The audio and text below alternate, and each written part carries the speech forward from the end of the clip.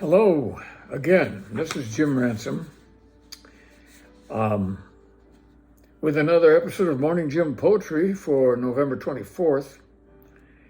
And this is a twice monthly session that I'm trying to put together every month. And as you know, it's now November, and while there is no shortage of November poems, the one I'm reading to start the program today, written by McHenry, and published in this book, Odd Evening,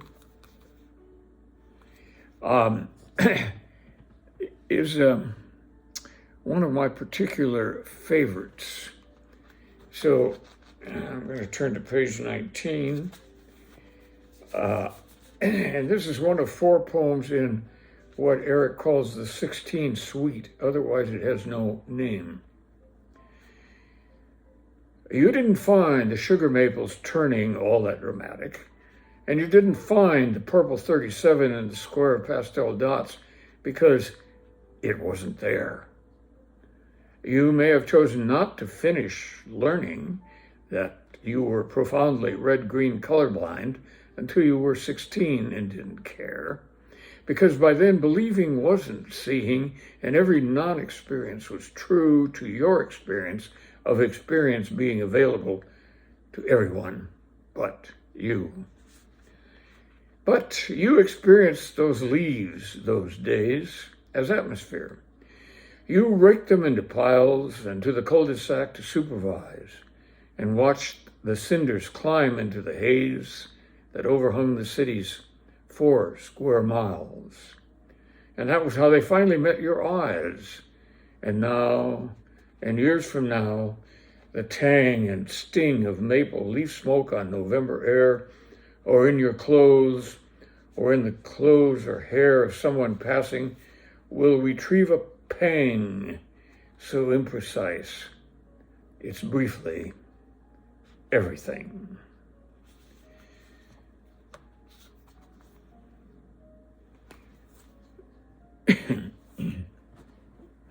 That's from 16 Suite by Eric McHenry. And it has a complex rhyme scheme. I'm in awe of how long it must have taken Eric to write it. And it is so well done, and it reads so naturally. It tells a simple story, a truly masterful short poem.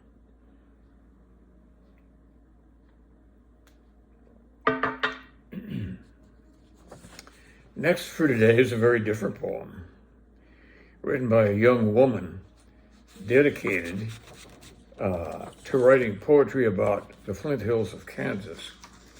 Truly beautiful and vast, as I can attest, and many of you know for sure. Where she grew up on the family farm in the Flint Hills.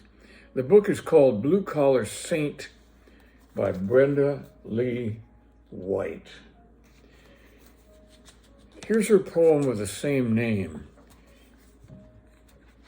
Let me find page 15 and we'll read it. Blue Collar Saint. Most days I perform miracles. I get out of bed. I force myself to don clothes, go to work. Then on assembly lines, I fit pieces together, box them, fast as I can, though I can't keep up.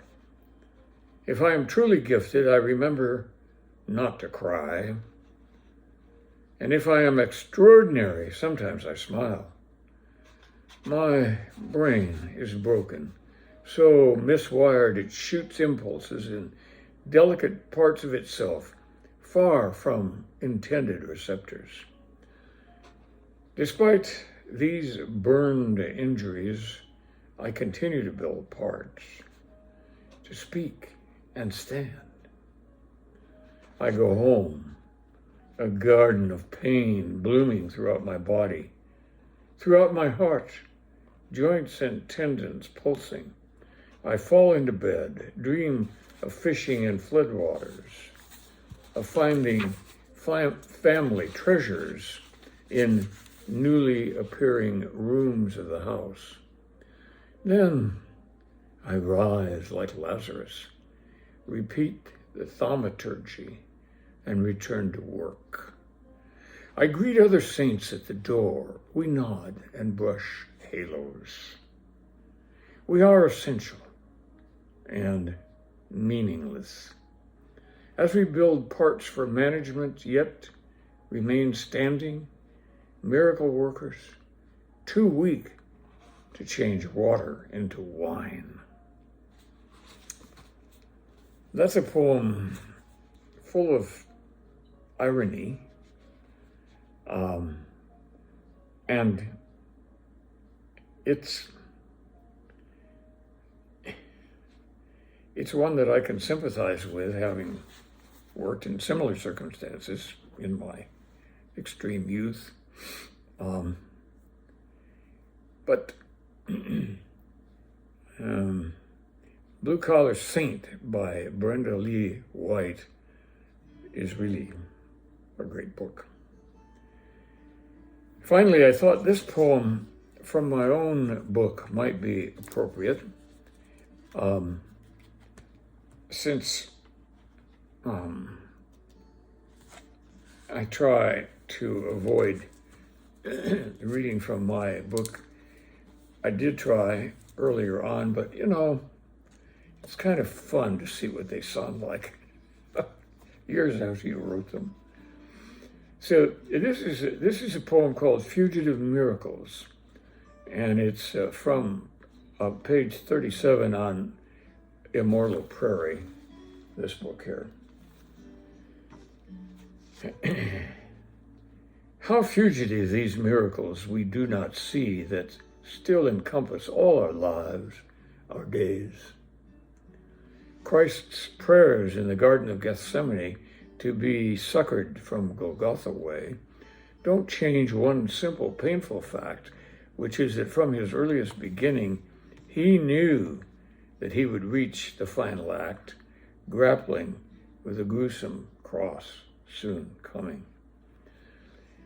Forgotten miracles that salved the wounds of others, demons driven out and blind men given sight, dying children healed, returned to mothers.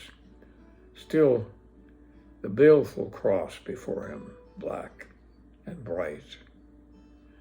Our fugitive miracles fly past us as white noise, hidden by our halting, crippled acts, forgiving insults, answering with poise, soon lost by blurted errors and slithery facts.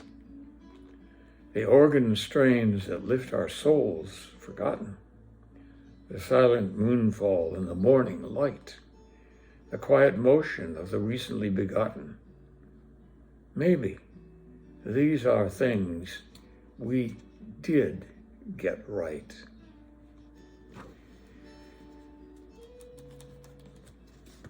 So that is it for today. A little interlude of poetry is sometimes good for making us think in terms slightly different than we do for a TV ball game or a TV drama or a church sermon.